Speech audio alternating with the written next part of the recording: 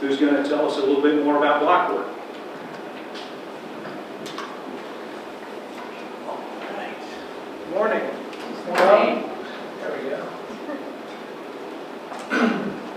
So, as my esteemed introducer said, I'm George Balanakis. My company is Blockwork. I arrived at this point right here. First as a business owner, I was looking for ways to really understand the data that would help me run my business better. And then I kind of backwards landed where I am. So I want to start with a show of hands. How many people here have a smartphone? As expected. So, as you're sitting here, within the course of this meeting, your smartphone will send plus or minus 100 different data sets out to a number of different companies that are going to make money off of what is a $100 billion market. Now, pretty much everyone raised their hand about the smartphone. Now, raise your hand if you get a check every month from Google, Facebook, or Apple for what they make on your data. Nobody.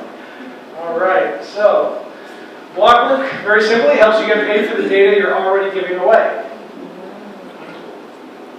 Okay, so this is the current landscape. Your smartphone, all your apps, and I meant to start a timer, I have a tendency for rambling.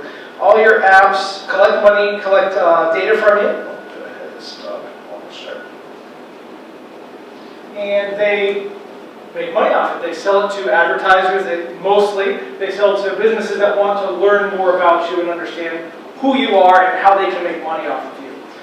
With Blockwork, we capture that same data and we put it on the blockchain, in our case, our blockchain, which happens to be a directed acyclic graph, but we don't have to get into those details. And we actually reward you when the data gets put onto the blockchain. Now, how can we afford to do that? The magic of digital currency. We are one of only 3 other companies in the world that has been federally licensed by the government of Bermuda to issue a certified digital currency. And we give you that in exchange for the data that you put on to the blockchain. As I said before, advertisers want to know who you are, they want to get to you. So they have the ability to access your profile with your permission. You opt in. You're consciously, this isn't like Google and Facebook, you use their platform, they take your data, hush hush, they sell it on the side. You know exactly what's happening, you're opting in, and every time you see an ad in our app, you get paid for your data. Similarly, other kinds of businesses want to look at your data. One case is insurers might want to say, okay, you're a policyholder with me. I want to help you lower your premiums. I want to know, do you exercise? Are you healthy? And they can get a feel for the data that's within your health apps. A lot of people wear smartwatches, Fitbits, even the phones now track your steps and things like that. So as an individual who owns your own data, it's in your benefit to say, sure, I'd like to get my premiums lowered, and there's a fair exchange there. It's, again, opt-in, conscious, above the table. Businesses, in my case, as I said at the outset, might want to know a little bit more about their top performers. That's where we came up with this. We have a whole business platform that integrates with either your current technologies or we give you the technologies to track what your employees are doing on the clock. The Blockwork app captures a lot of that data that's happening off the clock. You can put the two together, find out what a top performer really does. Maybe getting 8 hours of sleep every night is really the difference in your business. So you want to encourage your employees to sleep. I mean, that's pretty revolutionary 10 years ago, but now we have so many apps and devices that can literally know, did your employee get a full night's sleep? And you can literally reward them with a monetary unit, which is our digital currency. Here's our wonderful team. We've got a couple of PhDs, myself, my CTO. As I touched on briefly, we are a Bermuda-based corporation, but everyone is distributed. This is our executive team across the United States. And we have a lot of our developers are offshore, mostly Eastern Europe. Just some highlights about us. Around $300K invested at this point. A couple years of development. We have over $1 million committed in our current fundraising round. That number's a little higher, but we've sold over $250,000 in in-app ads pre-sale. These are companies that are going to want to show ads to you when you use our app. We've been awarded, as I mentioned, one of only 3 other Bermuda digital asset issuance licenses. Our platform is fully complete in live beta. And some of our future steps are launching an early adopter beta tester campaign coming up here shortly, as well as working on an iOS app. Right now our app is in Android only. I didn't want to be too long, so I figured I'd open it up for questions, some ways you can work with us. I love unfiltered criticism. Tell me what you think. Challenge any statements I've made. You can join the beta test.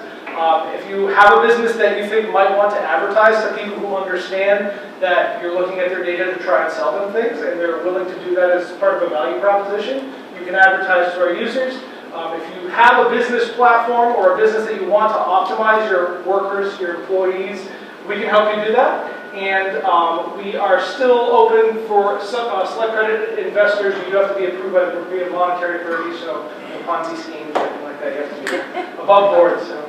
And that is the long and short of it. George Malinakis with Blockwork. Questions?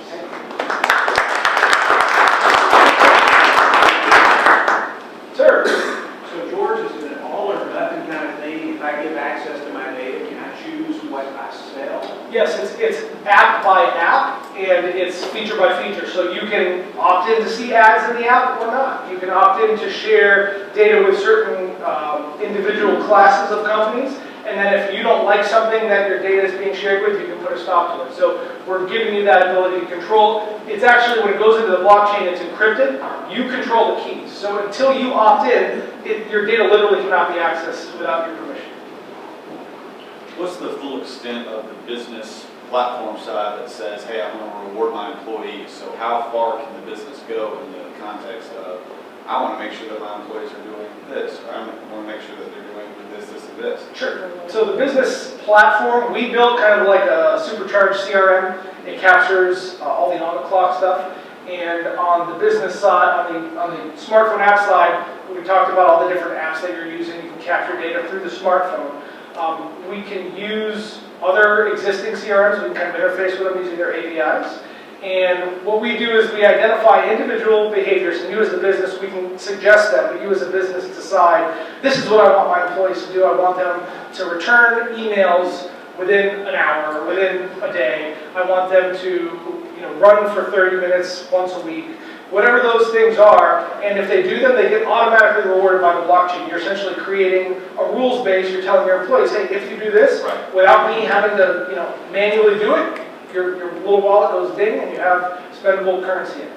So the mobile device management, is that kind of where you're looking to head towards, where you can say, hey, I don't want you to be on any social media while you're at work from this time to this time, and if you do so, then we can reward you? That's certainly possible, yeah. You can see exactly, because we tap into all those APIs of the social networks, you know when there's activity there. So like you said, rather than punitive, reward. Right. Reward-based For management. sure. Hey, you're not in there, we see that you didn't log in, boom, you get rewarded. Perfect. Yeah, Awesome. absolutely.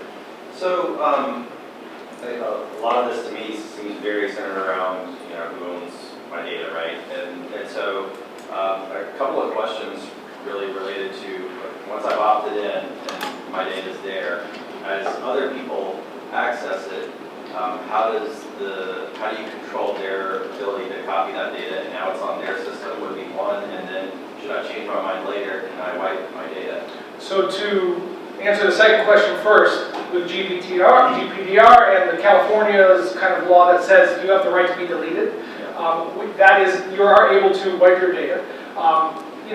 Generally speaking, we have, and I'm not the CTO, but we have a lot of things in place to prevent people from using the data in an unauthorized way. However, data is data. There's always, if someone sits there with a pencil and writes down what they want to know, that's possible. But the structure of what we use, if anyone knows the blockchain world, a directed acyclic graph, or in our case, it's a permutation on the tangle, which is a certain blockchain technology, you have a secured key with forward and backward privacy.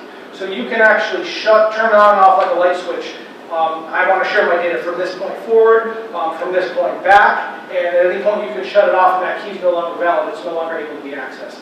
So from a business perspective, our goal is to be upfront with the user and say, here's how we're going to use your data, and we very well make a distinction between allowing people to simply access and view you, or actually letting them get a copy of the data. That might be up to you. You can opt in one way or the other, and you can be rewarded one way or the other. So the key is kind of bringing the conversation back to what is the value of your data. You have more value than you know. We're all giving it away.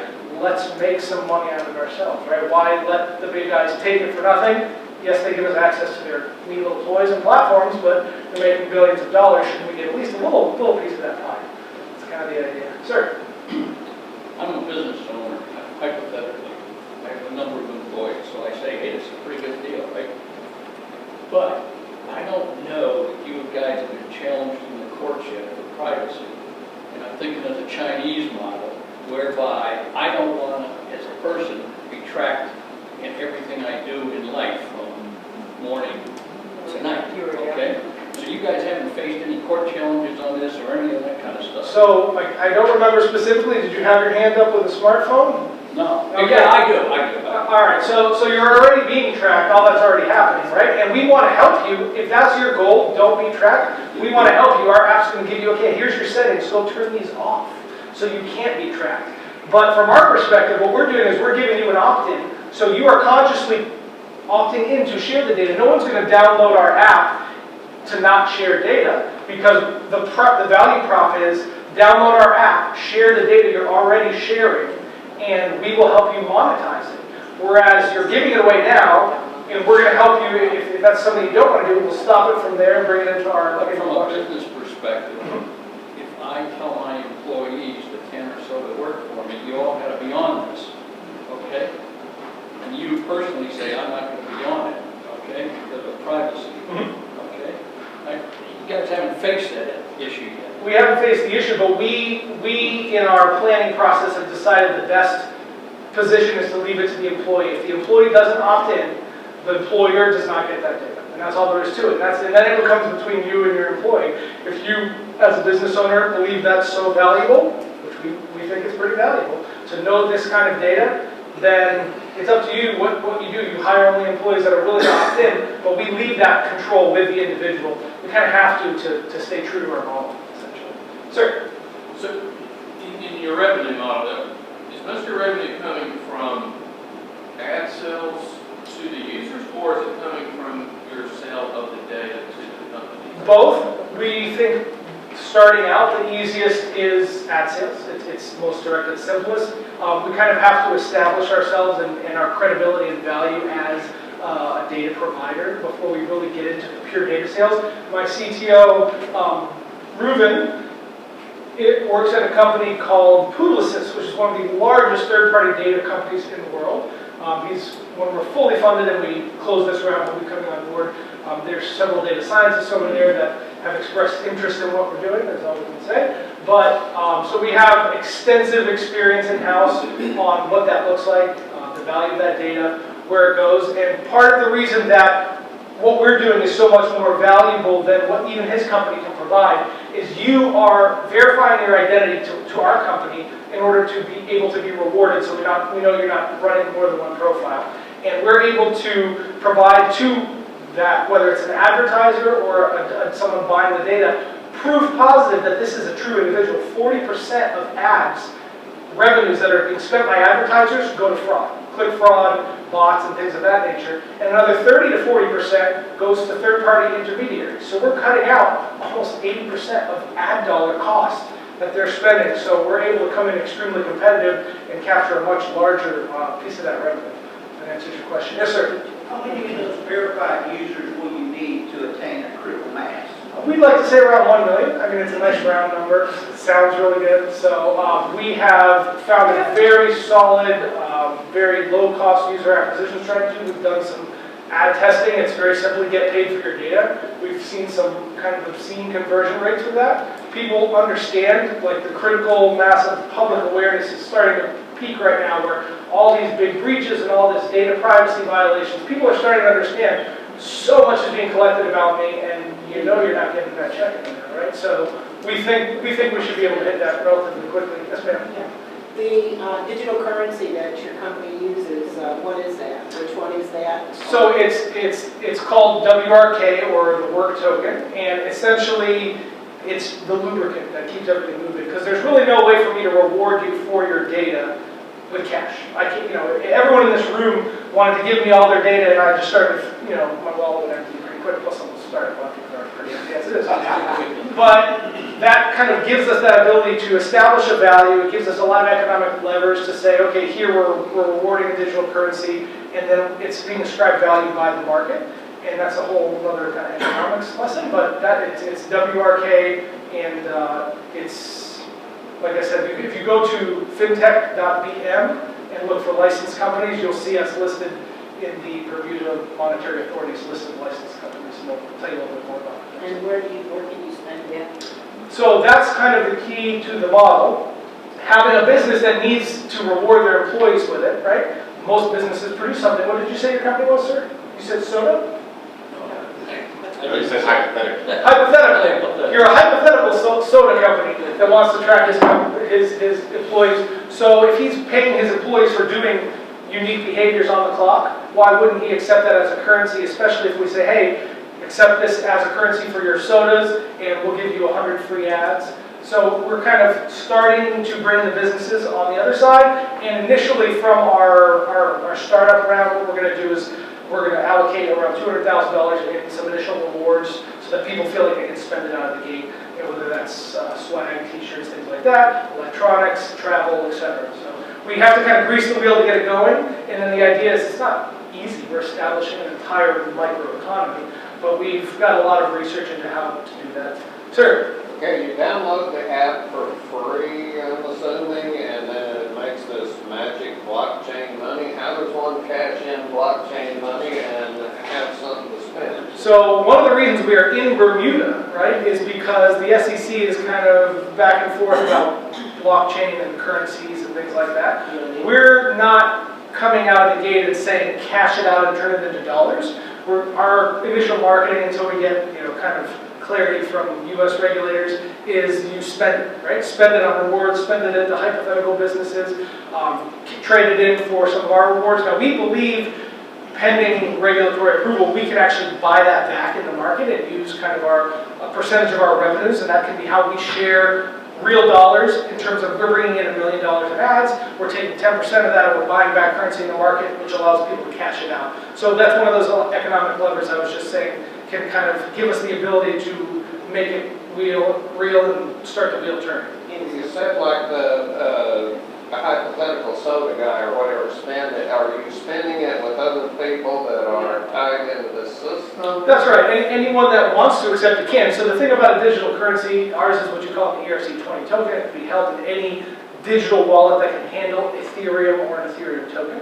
So it can be used anywhere. You can trade it, you can move it around. So one of our defenses to the SEC is that we actually put a tax when you take our token and move it outside the ecosystem. We want you to keep it in our ecosystem. We want you to spend it with the merchants that accept it and keep that flowing. Now, these things often end up on third-party exchanges where you can cash them out. We actually put a penalty on that when it goes out to, again, as an SEC defense to show we're trying to keep it within there, but there's nothing to stop you. Within the app, you actually get a true Ethereum digital wallet that you control. You have the keys to. No one can take your digital currency, and that's, kind of gets into the whole wonders of that world. But that's a little basic answer to your question. We're going to have to wrap up in a few minutes, but you'll be around afterwards to I will be answer around more afterwards. questions. So we always wrap it up with, is there one thing that we in the Augusta community can do to help you as a business owner? Just feedback, networking, let me know what you think. If it's piques your interest, if you have a use case we haven't thought of, definitely reach out to me, let me know. And you'll have business cards available I afterwards, do. right? Okay, all right. So let's give them a round of applause. On the app, we're trying to type in block work and it's not popping up. So it's only on the Android. Yeah, it's in Android right now, and we're technically in beta, so you can download it and kind of see it within Android, but you do have to get it. We're going to snag the microphone from him for a minute. Here's your fancy